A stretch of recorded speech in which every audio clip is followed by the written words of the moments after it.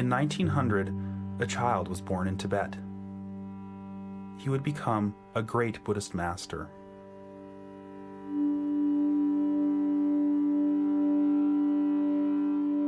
His name was Sechen Kongtrul Rinpoche. In 1960, he died while imprisoned by the Chinese government. In 1973, he would be reborn in America as me.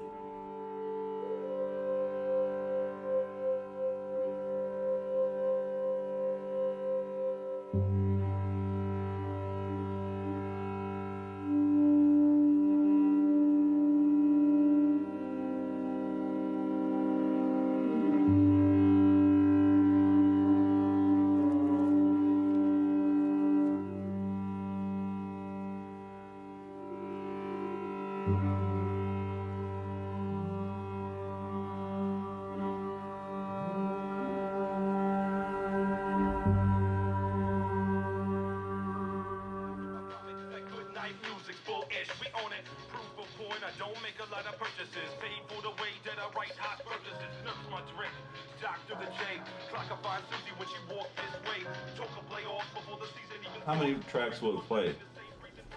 I don't know, it seems fine with 6. So say I'll take just this one, and I know that's like one of the main ones I want to use, and then lay that one down so that I can put the other ones on top of that one. So I've got this one for this section, this one is my main one for the next section, this one is my main one for the next section, this one's my main one for the next section. Or you can take them if you want, or I can take them. If you're thinking I don't look like an enlightened Buddhist master, you're right. I couldn't think of a worse way to describe myself. Yeah, exactly. That's what the Tibetans, I think I told you, Sechen. They do this hot water with milk and honey. No, but Sechen, my place. It's, yeah. I drink tea. Yeah, you do. You should drink it. And you can go to Tibet and you can have tea there. Other than the fact that I make music videos, my life is pretty ordinary. I struggle with the responsibilities of being a parent. I'm separated from my wife, and I live from paycheck to paycheck. You're gonna see you tomorrow at my place. Give me a hug. Give me a hug, sweetie. I'll see you tomorrow. You're coming down to my house tomorrow to feed the fish.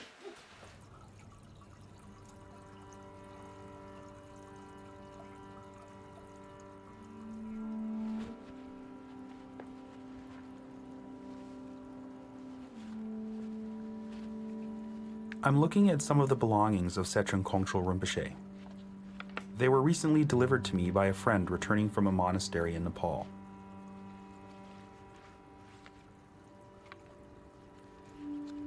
These exquisite paintings were used in Buddhist initiations in Tibet for hundreds of years.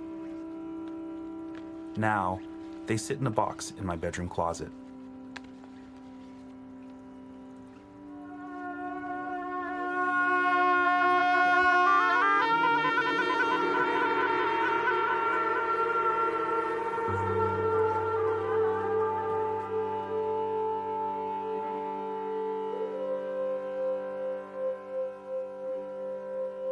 In the 16th century, 1 in 4 Tibetans was a Buddhist monk or nun.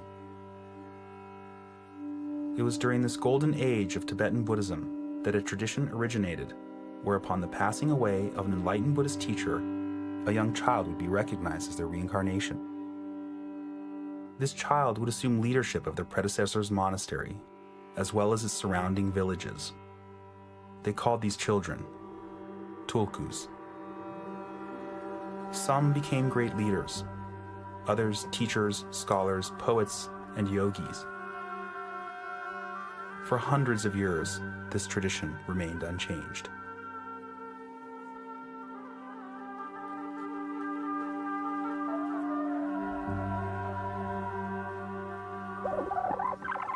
In the 1970s, something interesting started happening. Tulkus were being discovered in the West. I know because I was one of them, recognized by Dilgo Khyentse Rinpoche, a revered Buddhist master, during his visit to California in 1976. He informed my family he believed I was a Tulku, the reincarnation of one of his peers who had died in Tibet, and that I should be enthroned immediately. So, at 3 years old, I was enthroned as a Tulku in Berkeley, California.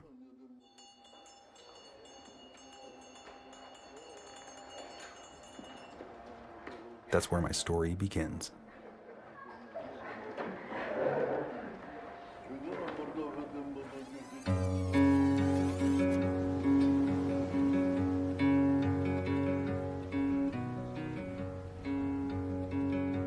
My name is Gesar Mukpo, and I live in Halifax, Nova Scotia.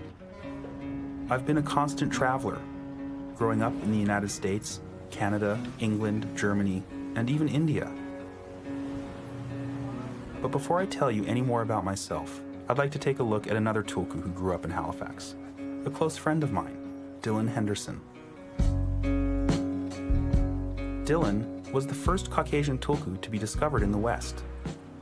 He was recognized in 1975 by the great teacher and scholar Chogyam Trungpa Rinpoche, my father.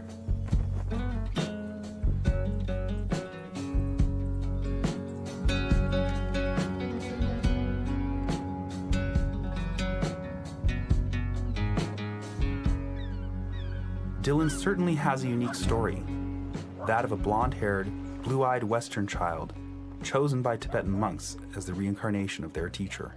There's paparazzi over there. Be careful of that. They're following you. Grammy? Oh, yes. And Grammy. The little picture over here, is that me or is that Jen? The Yoda picture. That's you. No, you look like you're 80 years old. You're just... And the old man look. Yeah. There's And my father looking like a hippie geek. There, excuse me, there's your father looking like you. See that green van? We lived in that green van till Dylan was born. We met at a Jimi Hendrix concert. I was involved with the anti-war movement. I went south and I worked with Martin Luther King's group outside of Atlanta, Georgia. And his father was an activist. Yeah, I didn't even do that. Or my teeth, so. My mother became interested in Tibetan Buddhism. Summer of '75, went out to Boulder, Colorado, to Naropa Institute to do a program with Trungpa Rinpoche. Walked up after a talk, sort of presented myself, and the next morning, or that night, Rinpoche said, came back, he said, "You want to talk to me? Be to my office in the morning." And we went and met him. I pushed ahead of her and ran into the room to meet Rinpoche. And I felt at that time there was a real connection. It was like a loved one, or this may sound strange, but a parent. It had that sense. And I felt I didn't know exactly why I was connected to this person or anything like that, but I felt this connection. He had told my mother and people around, but he didn't make this general knowledge that I was one of his teachers, but he didn't say who. And he left it at that. At that point, he wanted me to go to meet His Holiness Karmapa, who was going to be giving a black crown ceremony in Boulder. And I met His Holiness Karmapa, and I also had a very strong connection with him. And then he confirmed the recognition of me as a Tulku. And at that point, he wanted me to come to Rumtek, where I would be enthroned and put in robes, and that would be the last you ever hear of me. But Trungpa Rinpoche said no. He said he was born in the West for a reason, and he would undersee my education, and I would not be taken to Rumtek. Whatever I do, I need to study and practice. It's helping me to understand a lot of the problems that I had being a Tulku in the West and not having a form and a structure that Tulkus have maybe had in the East.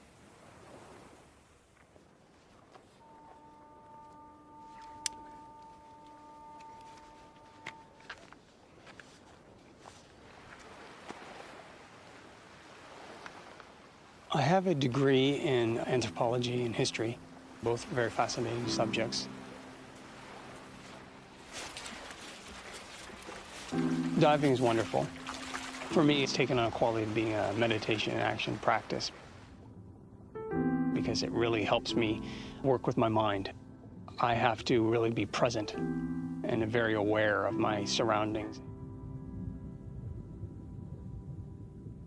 My father had made the same decision about my education, so Dylan and I have had to ponder the same question. If we weren't going to be brought up in the traditional way in a monastery, what does it even mean to be a Tulku?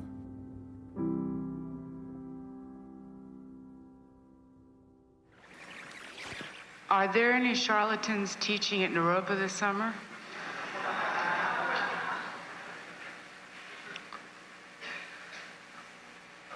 Well, we have to have someone. Otherwise, things too clean.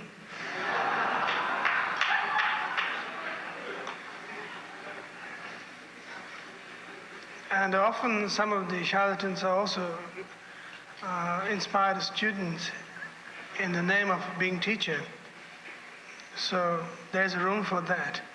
We have to grow up.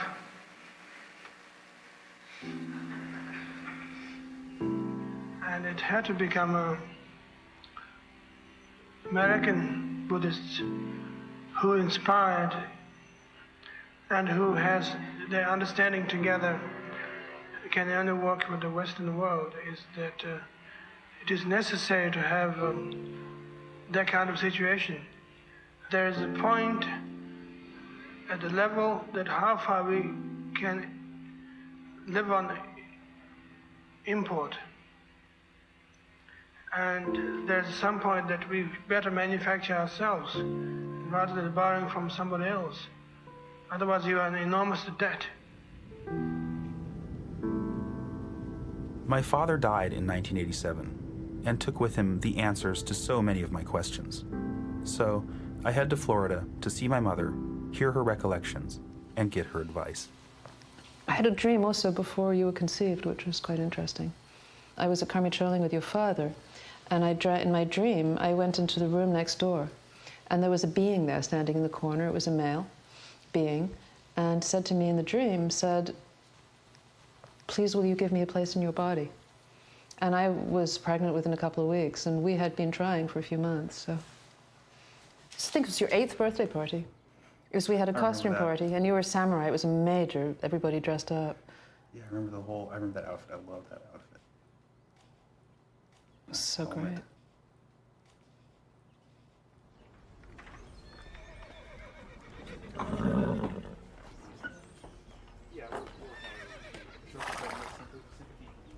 My mother was born in London in 1953 to an upper-class British family. Her father a barrister and her mother an opera singer. My father was born in a tent on the plains of Tibet. When he was 18 months old, a group of monks would show up at the tent door to declare him the reincarnation of their teacher. He would be raised in a monastery until he was 19, when he fled Tibet on the heels of the Chinese invasion. A brilliant mind, 4 years after arriving in India, he would end up in England attending Oxford University on a Spalding scholarship. It was there that he and my mother met. I heard that he was going to be giving a talk at a rally for Tibetan liberation in London, and that was the first time I set eyes on him, and I felt an immediate and instant connection with him as soon as he walked onto the stage.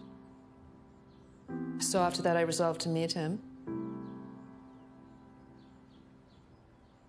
I didn't expect to have the kind of reaction that I had when I just set eyes on him. I felt like I'd known him for lifetimes. The first time I saw him, it was immediate, instantaneous, incredible connection. And the rest is history.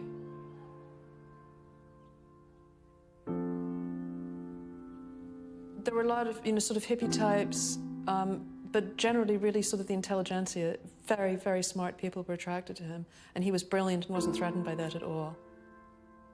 So people who were very, very smart, most of them college educated, who actually were really seeking something that would make more sense to them than what they had been raised with. We spent some time together, and he said to me, "Sometime I'd love to marry you." And I said to him, "Well, I'd like to marry you too." And then we discovered that January 1st, 1970, there'd been a law passed in Scotland that you could get married at 16 without your parents' consent. So on January the 3rd, 1970, I eloped with him to Edinburgh, where we got married, which was less than 3 months after my 16th birthday. My mother found out from the newspaper reporters that knocked on her door in London and said to her, "We'd like to find out about your daughter who married the Tibetan monk." And she said, oh my God, Tessa got married. And Tessa was my older sister, who at that time was 19. And they said, no, it was Diana. And she fainted. All the kids were really excited that Diana had done a very cool thing.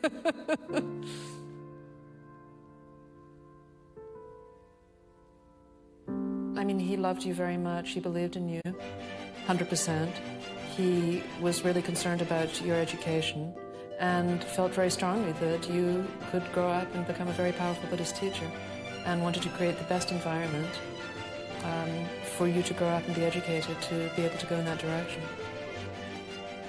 If my father believed I could become a Buddhist teacher, yet didn't send me off to a Buddhist monastery, then what exactly did he have in mind?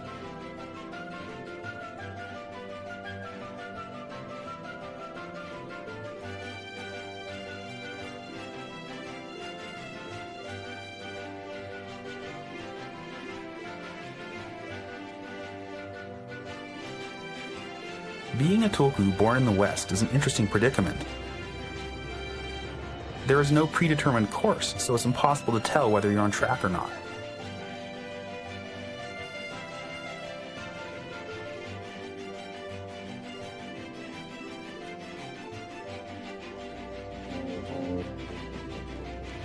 With that in mind, I head to New York City to meet another Western Tulku, Ashoka, and to find out how he has dealt with this unusual circumstance.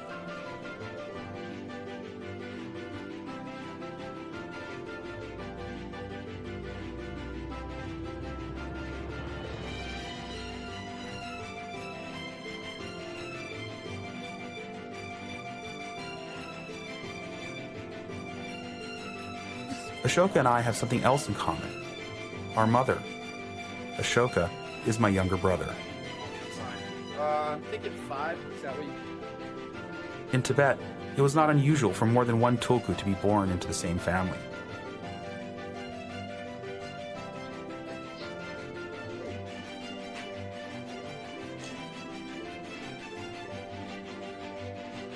This is actually a painting of the previous incarnation of Kangyun Rinpoche. So, you know, I obviously say a lot that I have a very hard time with being a Tulku, but yet I still display this tanka of my previous incarnations. I don't know what that says, but... Why do you think they gave it to you? I think that they gave it to me, I'm sure, because they believe that I am the incarnation of their previous teacher, and that's what's so hard about it, you know? It wouldn't matter if I believed that I was the incarnation of Kangyun Rinpoche if I was teaching and if I had gone through all that training. I wouldn't have to worry so much about that because I'd actually be fulfilling that role that they need. When I was in Tibet, I mean, it was a really intense experience. I was enthroned, which is, you know, they're essentially their way of kind of sanctifying the recognition of the next incarnation of a Rinpoche. So, you know, another Lama will perform a ceremony where they sort of impart the blessings and the artifacts of the previous incarnation, and that's sort of the official, you know, stamp of approval that you are now, you know, hold that role and you hold that seat. At one point, a man who was supposedly who was the younger brother of the previous Kangyun Rinpoche was, you know, came up to me, and he was a very old man, and he was just tears streaming down his face, and, you know, you kind of feel a little bit like a deer in the headlights. What do you offer to somebody? So I tried to just be there as much as I can, and I don't know, you know, I don't know what the fuck. Oh God.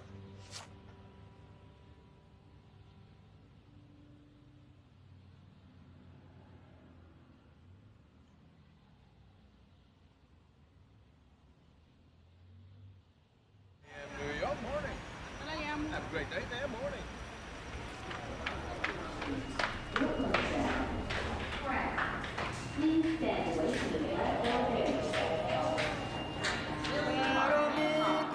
I don't think that my role is to be a teacher, be wearing the robes and be up on a throne. And if that makes me a failed Tulku, then maybe that's just my karma.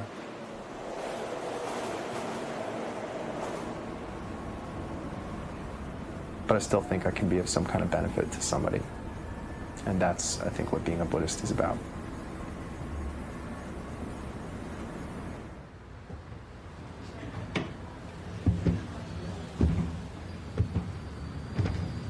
I work at Human Rights Watch, which is a nonprofit organization that monitors human rights conditions in different countries around the world.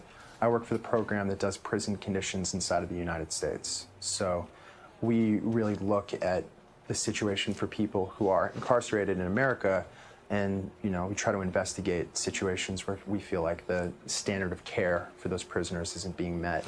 And we try to get certain policies changed that we think are not beneficial for the rehabilitation of prisoners who are in jail. Hi, is this Kevin? Hi, Kevin. How you doing? This is Ashoka from Human Rights Watch. I'm just following up on a phone call that you gave to us the other day. I think if the police aren't, handling this appropriately, it might be worthwhile for you to think about getting some legal representation.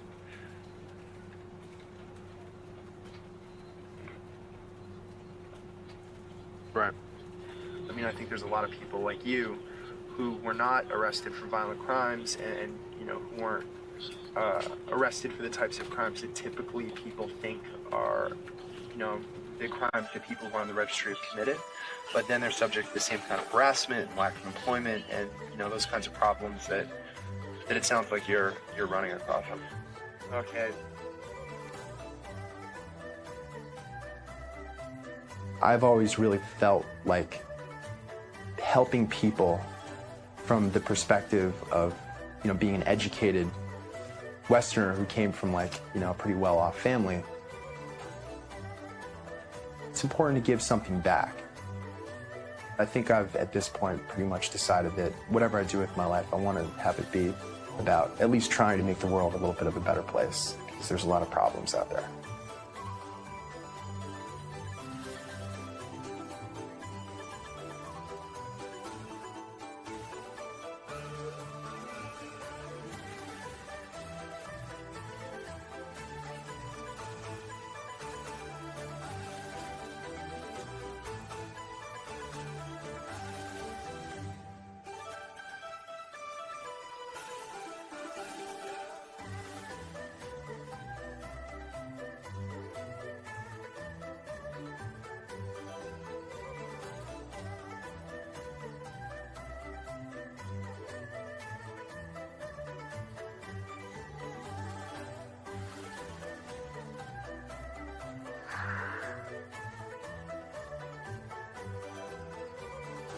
What about the Tulkus who have actually lived up to the tremendous expectations placed on them? In my eyes, the living embodiment of this is my teacher, Dzongsar Khyentse Rinpoche, a renowned Buddhist master and filmmaker. So, in hopes of tracking him down, I get on a plane and travel to northern India.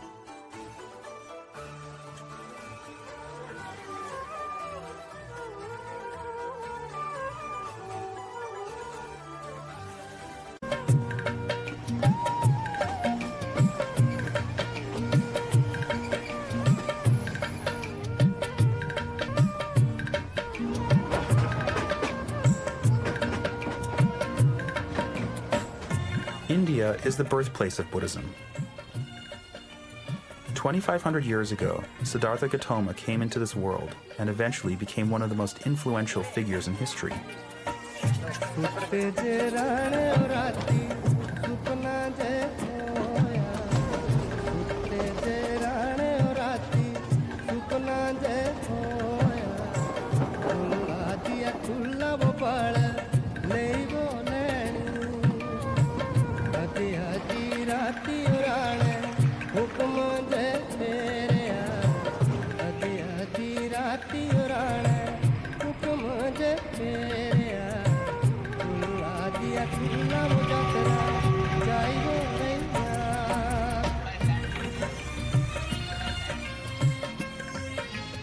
In 1959, during the Chinese invasion, many Tibetans fled to India. where the Indian government helped them establish Tibetan refugee settlements. One of these settlements, perched in the Himalayan foothills, was Bir.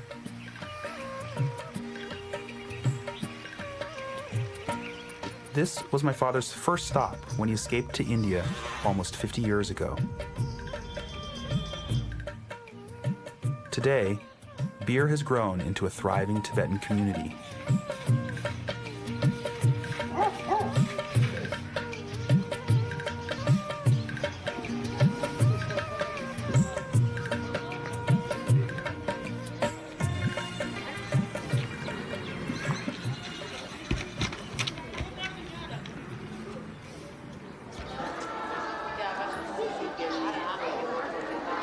Without looking back, we can never move forward. But without moving forward, we are simply stuck in the past.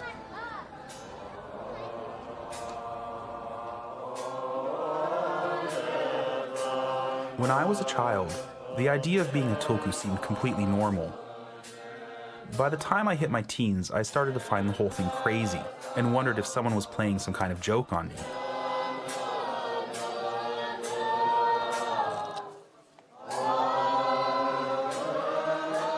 It wasn't unusual to have one of my father's students ask me for advice when I was only 11 or 12 years old.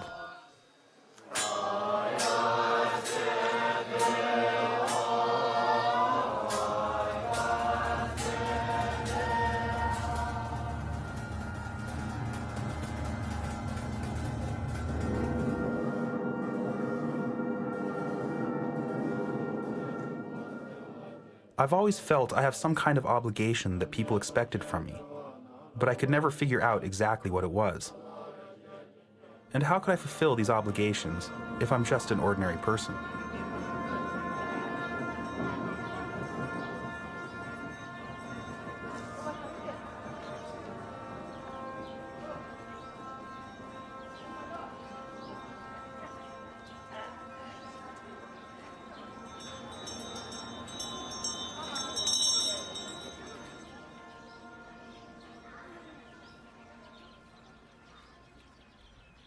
I first met Zongsar Khyentse Rinpoche, my teacher, when I was 16 years old and was immediately drawn to him.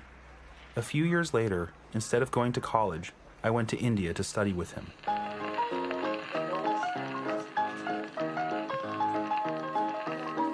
Oh, goodness.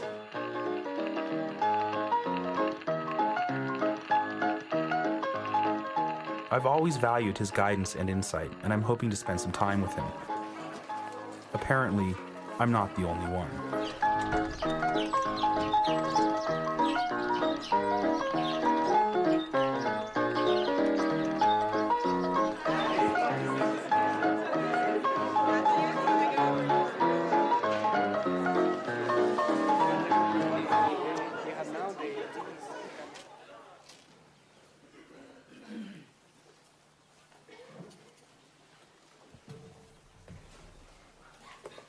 First of all methods are fake. That's a big one. And methods are generalization. There's no such thing as a specific, never-changing, only this sort of monotheistic, only this, only that way kind of method. It's a generalization. It's always changing.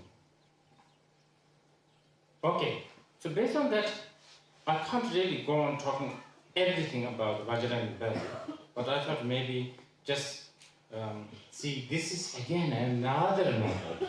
The fact that I can't tell you. You understand? Really, seriously.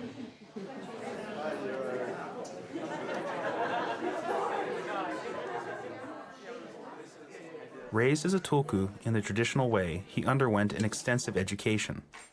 He is also a filmmaker whose debut film was well received at the Cannes Film Festival. I'm a very traditional, you know. There's so many new Tulkus you must have met. Oh God, and there's actually many of them, they behave, you know. And even they behave thousands of them, and this man who misbehaved, I prefer him. That's another thing I can tell you.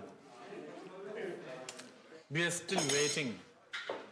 We are still waiting for him to do what he's supposed to do.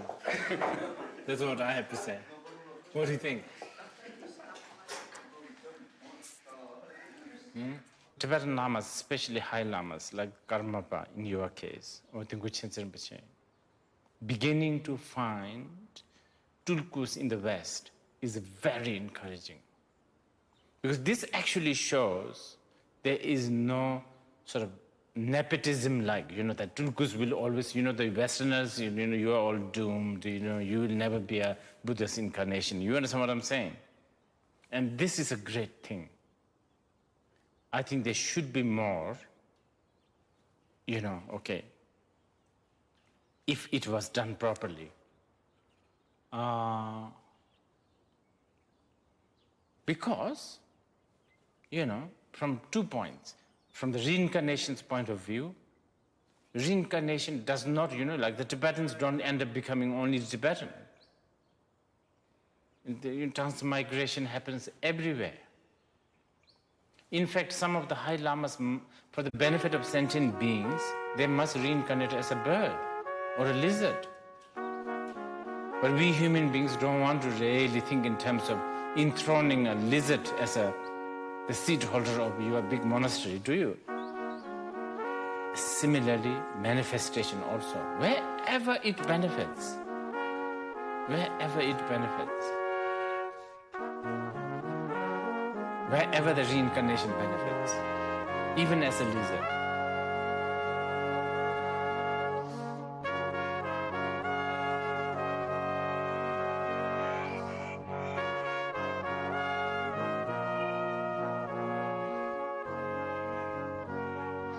Heave away, haul away yourself for a minute. Don't be afraid of the world if you ain't out there in it.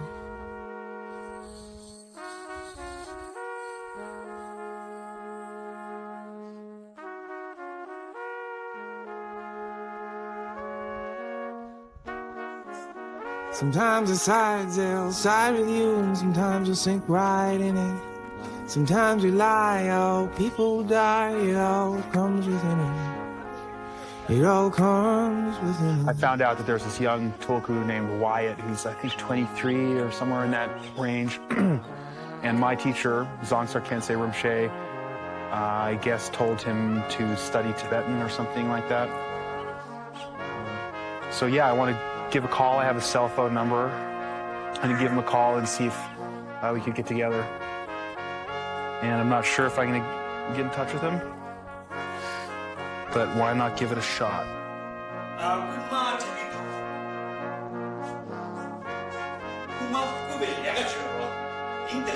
Maybe he's in class, though. Hopefully he's in class. And sometimes you can buy a smile, more times you gotta win it. But you don't need to own the world to fit right there in it. So sit right there in it. Take your saddle back into the sunset, relax and soak right in it. It's a bumpy road, you'll win, you lose. So sit yourself down, enjoy it. 세상 랑라 공기 세바 카레 라 무튼기메 무튼메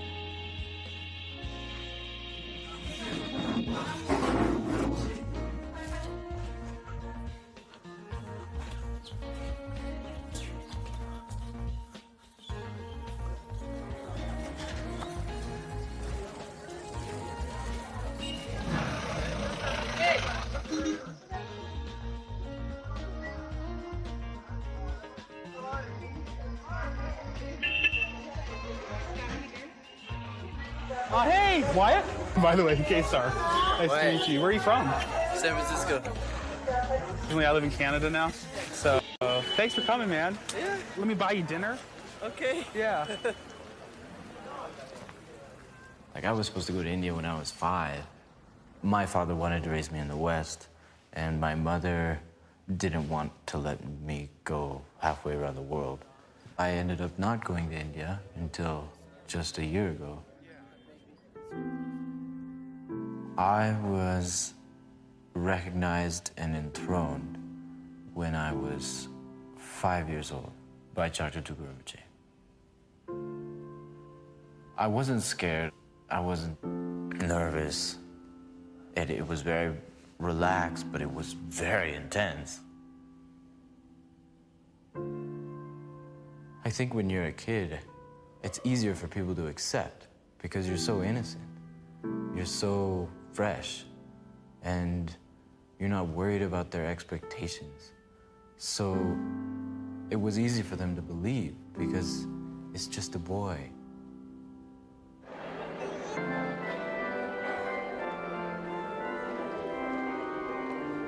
In Catholic prep school, I was known as the little Dalai Lama.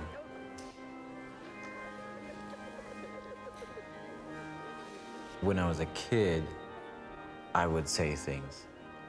You know, I remember you and me hanging out in this courtyard in such and such in Gompa, in such and such a time, in such and such a place in Tibet. For Dr. Tulku, being around him was like being with a grandfather. I mean, he sort of was always looking after me, disciplining me. He taught me Tibetan for a while. He taught me how to read Tibetan when I was little. He had me on the throne always next to him, and I'd have to read my text during puja, all sorts of practices. Yeah, and of course being around him was so, I loved being around him. I mean, how could I not? He was just so kind. I mean, he would give everything to me. And just always look at me with those eyes of just, like, how do you say, you know? When those eyes that you want everybody to look at you with. Those eyes of just such care. I don't know. I don't know so many good words for it. That whole phase was until I was 8. After that, being around him, we didn't talk so much. I went to him one day, I think maybe in 2000, right before I was entering high school. And I was like, what should I do, Rinpoche? And he's like, listen to your father. So after that, he sort of eased off a lot. And I changed after that. I don't know how to explain it, but some days I felt like, oh, maybe he doesn't care anymore. But then there was, you know, I still saw those eyes, of course. And I had taken an interest in Lama dancing.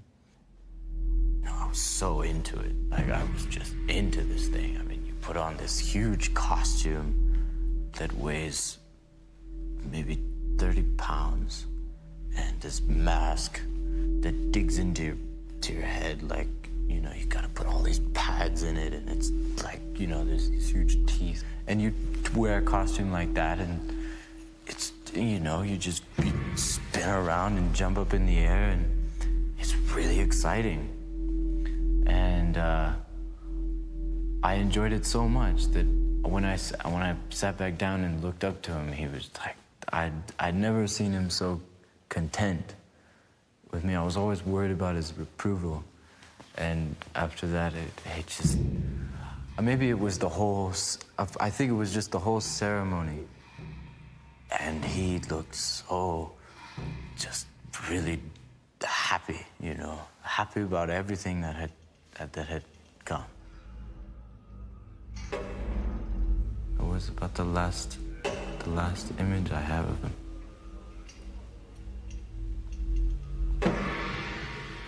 He died soon after that.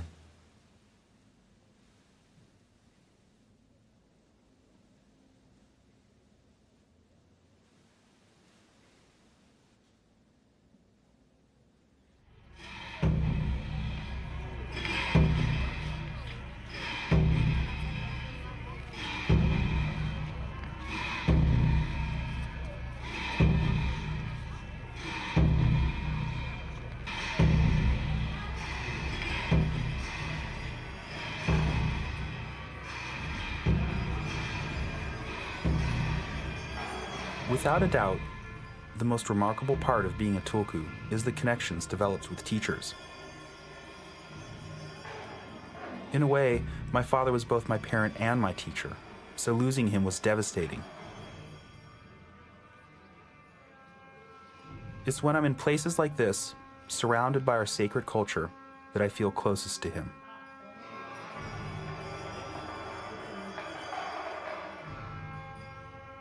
There are only 2 known photographs of Sechen Kongtrul Rinpoche. One, taken in a Chinese photo studio. And the second, from his later years, taken by my teenaged father with an old box camera that he had borrowed. He developed and printed the picture at night in the main shrine room. I can only imagine how proud my father must have been when he developed his first picture and saw the face of his teacher appear.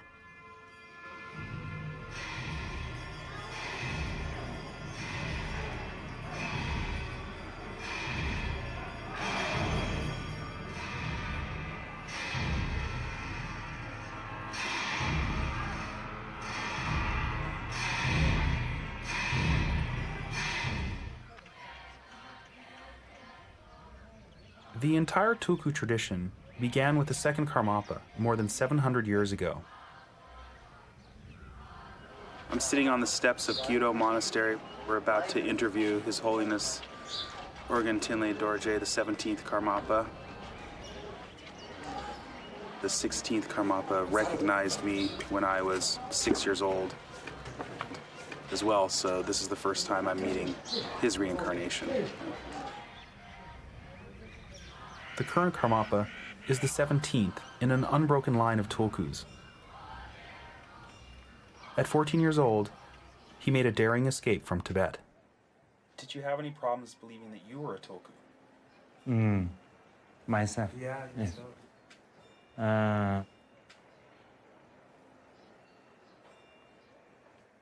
Jadi yang ini mesti tawas ke mesti jasas ke midus. Kaje, benar. 수수수수 봐. 그래서 나한테 미세 더 사스 게임도스. 지당 원의 셰비나 수수 가능이 아주 지당 삼려 도는 셰비네 수수 야버지 가수다지 이블리아 가수다지 아주지 셰트야 돼. 지가수야지. 더 사나 지당 수수 가능이 봐지 삼다비네 대해서 더 사고 알 비쳐 알아줘. 답변한지 까마발이야 지금 이제도 내가 주 담배나로 담보 계스 파마레 양에 서면나 개요 말아 봐. 까마발이 양지 제 차를 제리야 간다 지거주에 구유 토니미나 또 간다 지거주에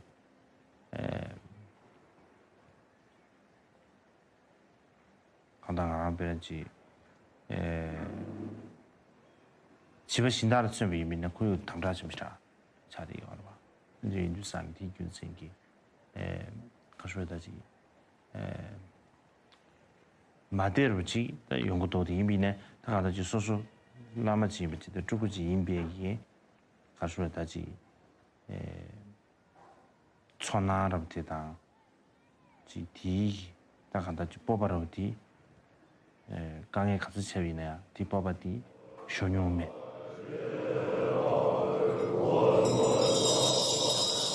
The Karmapa is an incredibly important and beloved figure in the Tibetan community. He is considered a possible successor to the current Dalai Lama. Some people have even said that the Dalai Lama is grooming him for this job.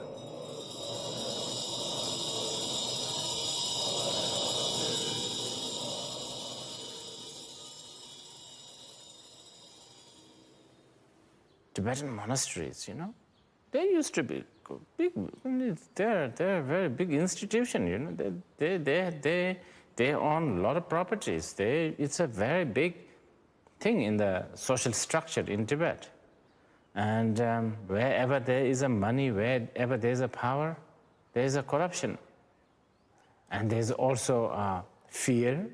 There's also you have to have a management. So it could be for the purpose of managing a big institution. This happens to be an answer in a society like Tibet. I mean, in the West, you elect, let's say you elect the big guy in the White House, but it does not really happen in places like in Tibet.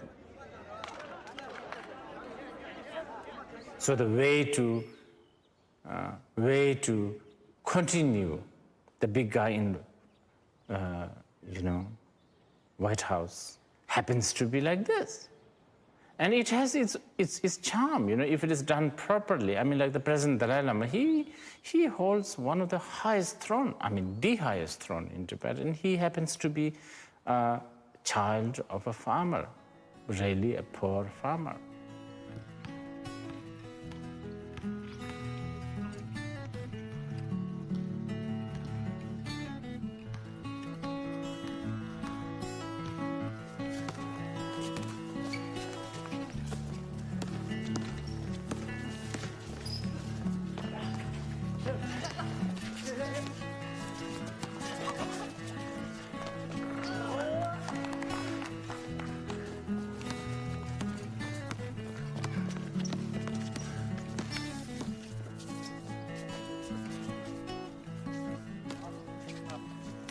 All of the Tulkus that I've met have a similar feeling of almost being lost or alone and no one they can talk to, and not really in a bad way.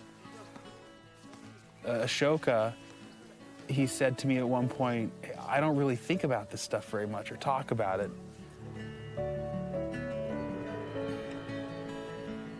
When you grow up as a Tulku in the West, you could sort of completely flip and not believe it at all, or completely believe it, and it can flip back and forth, with one thought.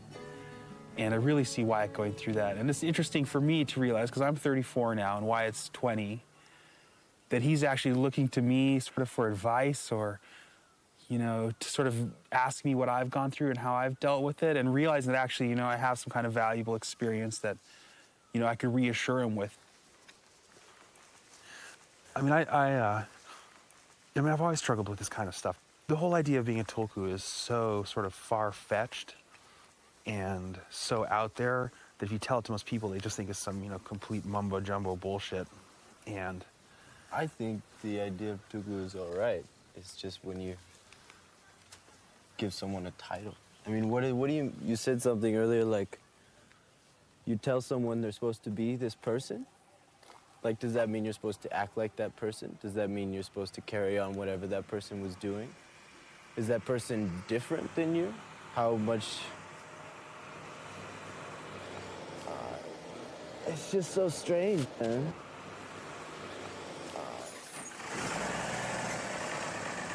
I mean, if you believe in reincarnation, then everybody's a Tulku,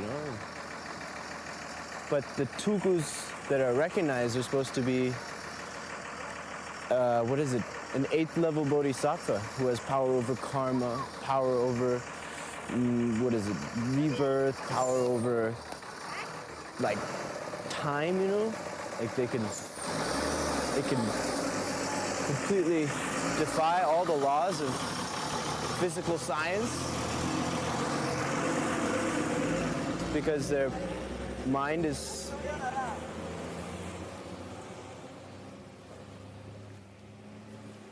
so great, so precise. yeah, I guess that has really been my experience, is that I try to not think about it in those terms because that's just too sort of unbelievable, and try to understand it on a more personal level. To try? I guess I feel like when I read about that kind of stuff, it makes more sense to me because it's not just some like vague concept. Like there's an actual design. There's a whole design to the way it works. Just like there's a whole design into the way the tree grows. Like there's certain causes that actually have formed the Tulku, and like it's a very important thing. It's really important. And what I'm curious to know is it right to keep this tradition going in the West when there's no system for it to be held? Like, there's no system to bring up the Tulku, and there's no parents that are just gonna give up their kid. I mean, there's no way someone's born in the West is just gonna hop into a Tibetan shedra and study, 14 years. Like, it's almost impossible. Yeah, I figured that out. Hello. Can we get 2 chai, please? Trying to have a strong grip on a so-called culture and tradition in many ways is not a wise thing. Buddhism has to transcend culture and tradition. You know all that. But of course, we have to do it carefully because culture and traditions are like the means, it's like a medium. So we don't want to also sort of just toss it out overnight. It has to sort of slowly, organically sort of change. And it will change, it has to. Buddha said all compounded things are impermanent. It will change. And thanks to the Western cynicism, skepticism, this is good. This, like quest and sort of this habit and this arrogance or a pride of wanting to be objective, ironically helps, Buddhism, because when Buddhism travels, I mean, there's a small pocket of, like completely, like wishy-washy, mumbo-jumbo, feeling this, vision that, you understand? But there's also many Western Buddhists really going to Buddhism because there is a reason, and because it's a reason-oriented, logic-oriented path. And this is good. This will be a guarantee.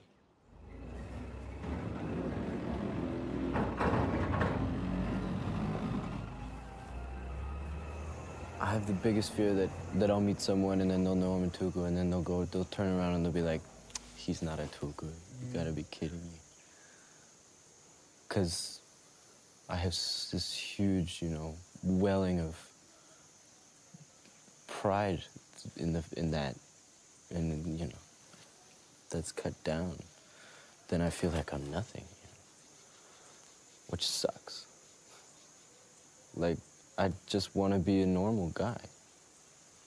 Well, you are, though. Yeah, but not really. Are you sure? Well, I mean, if Chakra Tulku was right, even if it's not true, there's still the title there. I mean, it sounds like it's better to me to just sort of stop giving titles and thrones, in the West. Because as soon as you do that, it just becomes political, and like this whole social ladder, and you're here on it, and everybody looks up to you, but you have this horrible, overwhelming sense of self-doubt, yet you love being up there. I mean, that's what I'm going through a lot now. It's just trying to, let go of these expectations, let go of my doubt, let go of my feelings of fear and guilt, and realize that those are totally associated with my perception of how other people see me. I got a lot of everything from my dad, too, because he's really intense about this whole thing. Like, he's got big ideas. And when you're a teenager and you're not, too cool with your dad, like you're trying to be a rebel and shit, it just makes it all worse. At least it made it so much worse for me.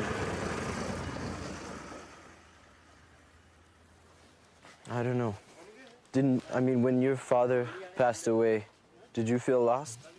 Looking back now, I just realized that my dad had complete faith that I'd figure it out. And all he needed to do is sort of give me his lesson of what it meant to be like a good human being.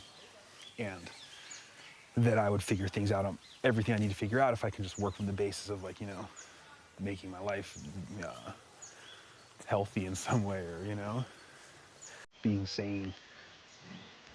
Why salt? No, I have. Are you salted on it? No, this is enough, and you put. It's a very Tibetan product. I think you're gonna have to turn the filter.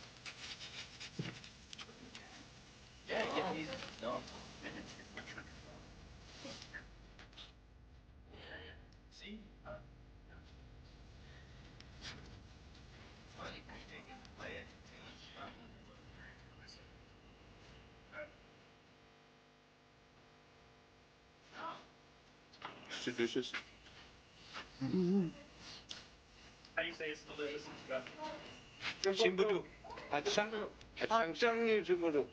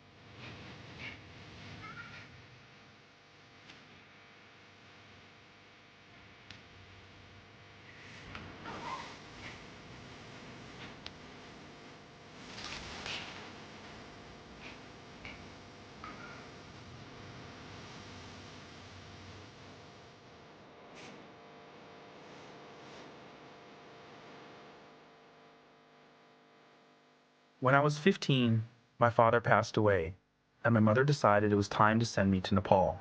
She plucked me out of school and put me in the hands of Dilgo Khyentse Rinpoche, the Tibetan Lama who had recognized and enthroned me.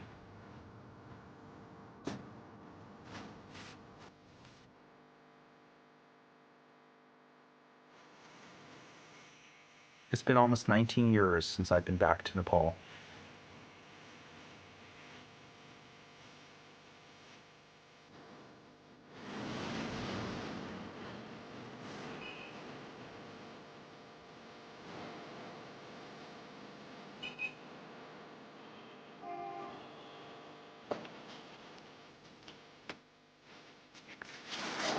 I hope no one recognizes me.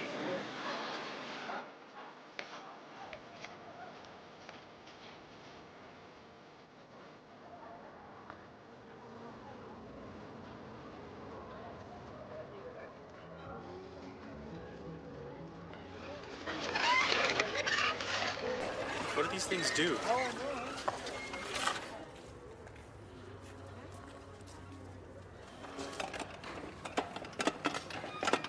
This is also obviously since Dilgo Khyentse Rinpoche was here, this was the first place that I actually spent any extended period of time with him. And, he was an amazing person. He just, he changed my life.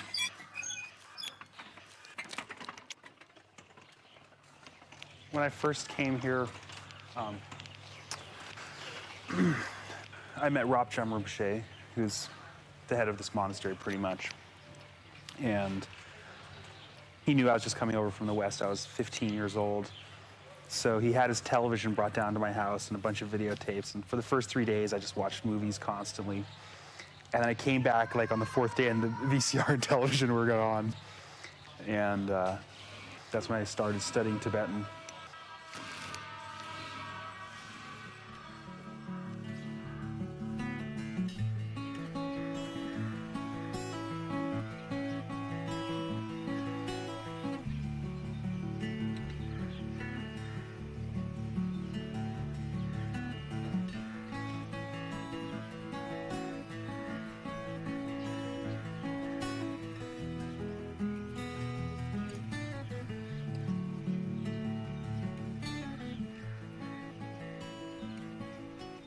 First of all, I was born in a Buddhist family, really, big lamas here and there.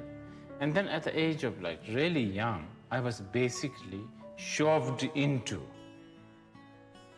I will not use the word force, but just basically. So there was no reference. There's no reference. This has all changed now.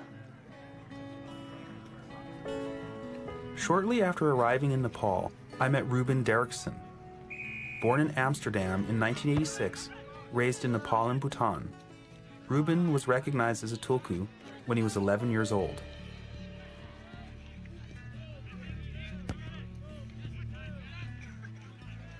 When I was young, I had memories of a previous life, and so my mother was writing those down and kind of keeping a journal of what I was saying, and I described the monastery that I grew up in or that I taught in my previous life, and some of the events that went on. And I mean, I have no memory of this whatsoever now, but so they had two Tibetan monk friends, or Buddhist, Bhutanese monk friends, and they said it was a big deal or something. And when the Dilgo Khyentse Rinpoche was being coronated here, I was also recognized at that time.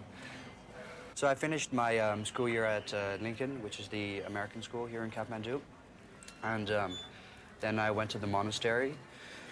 I can't say it wasn't completely voluntary because I didn't really know what I was getting into, but I was also okay with going into the whole Buddhist thing because I had an image of these Buddhist monks as being holy and serene and all-knowing and wise, and that they could really teach me the whole Buddhist philosophy and everything. And 6 days a week, 5 days? 6 days a week, yeah. Sunday was off. I can imagine 3 years of that kind of intensity for anyone, you know, is asking a lot of someone to be able to take, let alone a young child who hadn't grown up in this kind of surroundings. Yeah, most people have no idea what goes down in a monastery. I mean, if you put 600 men together, what do you expect you're going to get? I mean, there are some people in the monastery who were good leaders, who were practicing every day, who really were people you could look up to. However, the majority of the cases, the monastery there was basically a cesspool of jealousy, of gossip, of hate, of violence, and very un-Buddhist in a lot of ways. At least un-Buddhist in the sense that they preach one thing and then they turn around and do exactly the opposite. You have anything you would have found in a Christian monastery, from homosexuality to child abuse to beatings. That's something that Dzongsa Rinpoche was saying, you know, when this person asked him the question about Bhutan and Sri Lanka. Like, there's a difference between Buddhism and Buddhists. And you better recognize that there's a difference between them, or else you won't be able to make any sense out of it. Just because someone's studying Buddhism does not mean that they represent the values of what it talks about. And, you know, do you consider yourself a Buddhist still? No. Now, yet still, as you told me, you will go back to Bhutan. Yeah, there's a ceremony that lasts about a week in Bhutan. And I have been going back there every year for the 1 week to MC the ceremony. And yeah, the reason I do that, see, I don't know if I believe in reincarnation or in all the Buddhist values, the traditional values. I really don't. But the reason I go back there is not because I say want to go back there every year, but more because it makes these people so incredibly happy.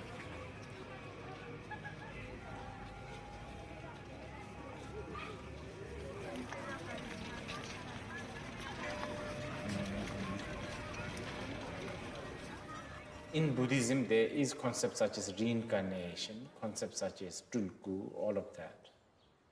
But the institutionalized Tulku system that we have in Tibetan, I don't think something like this exists originally in Buddhism.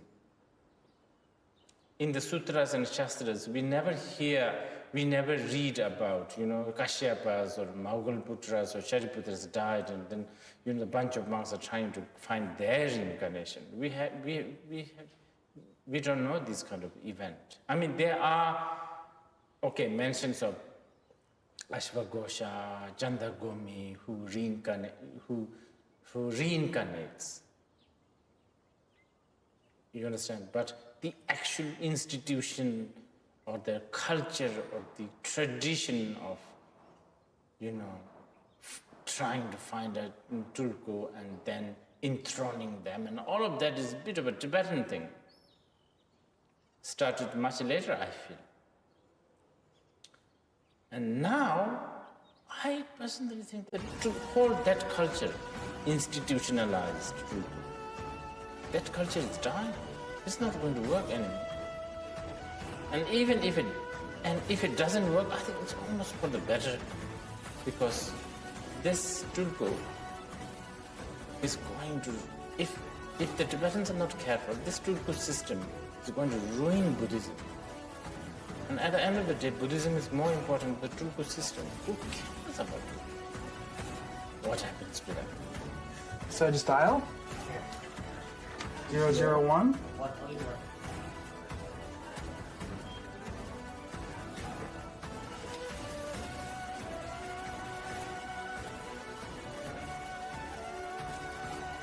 We're sorry.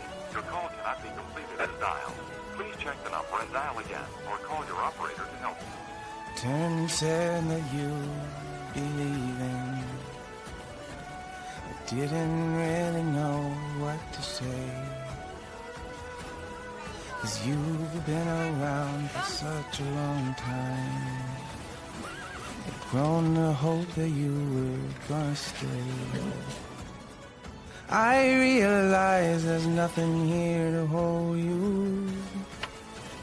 It makes my words so much harder to say. Yes, you are a man, and your life belongs to you. You have to make the best of things, no matter what you do.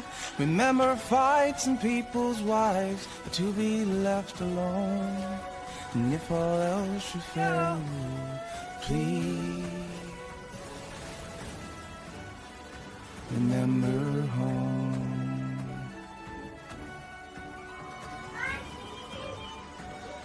Shh, okay.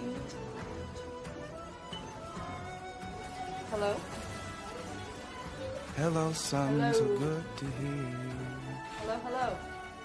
Where are you now, and tell me how you've been? I hear you've done an awful lot of growing. Have you grown enough to handle what you're in?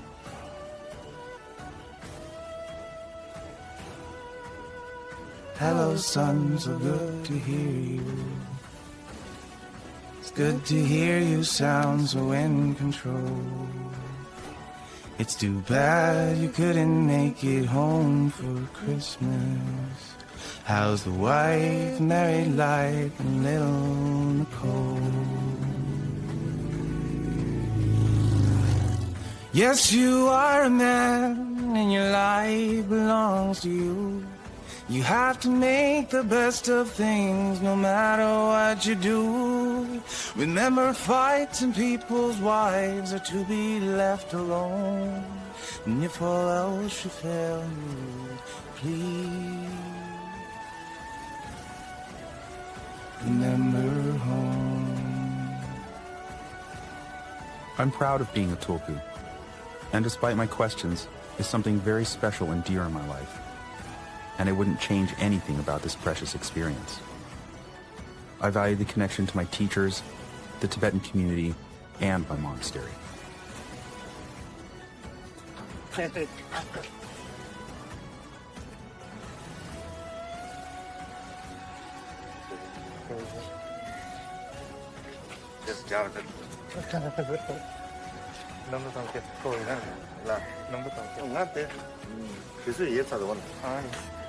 Hello, Rinpoche. I'm so sorry. Good to Didn't recognize you. Welcome back. Yes. I'm glad you made it. I wasn't sure if you would be here. When I first came to Sechen Monastery in Nepal, the young abbot, Ropcham Rinpoche, helped me make the difficult transition. His kind heart and jovial nature made me feel at ease a world away from home.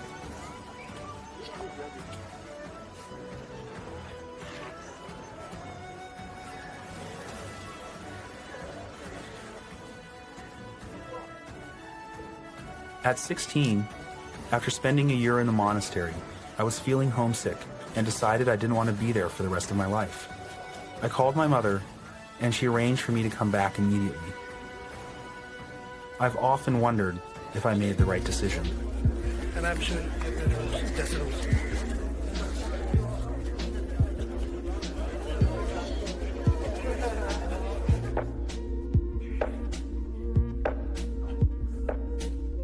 So, you're getting everyone here. How many monks are there?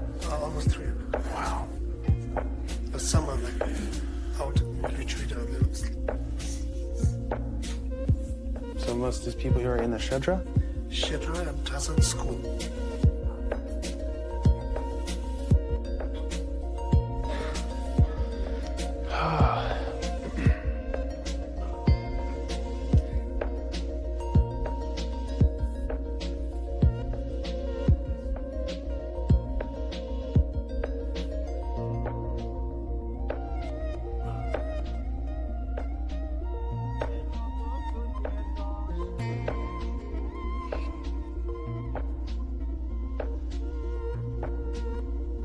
Whether I am a Tulku or not is insignificant.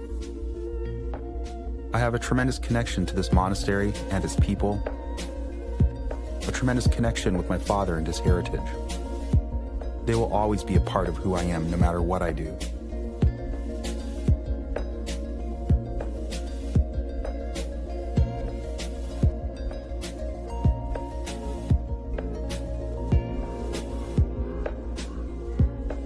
I'll never know for sure what my father had in mind. There will always be a certain ambiguity. Still, I can't help but feel that he knew I would figure it out for myself. Having spent time with these Tulkus, I found we have much in common. There is no certain path for any of us other than the path of self-discovery. It can be a lonely path, but in the end, it is the only way that anything meaningful is born. So I can't think of a better way to honor this situation than to simply go home and share my story with my daughter. Perhaps someday, she will keep this incredible wisdom that is our birthright alive. Any of these teachers at the end of their life are completely happy with the experience of what they've had and what they've been doing. And, you know, I've never heard of like a Buddhist renouncing their faith at death. I think my ride is here.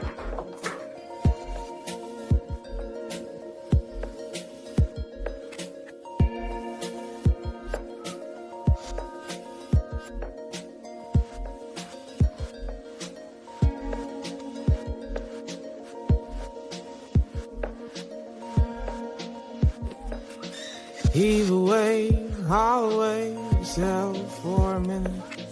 Don't be afraid of the world if you ain't out there in it. Sometimes the sides they'll side with you, and sometimes you'll sink right in it. Sometimes you lie, oh, people die, it all comes within it. It all comes within it. So heave away, haul away yourself for a minute. Don't be afraid of the world if you ain't out there in it. If you ain't out there in it.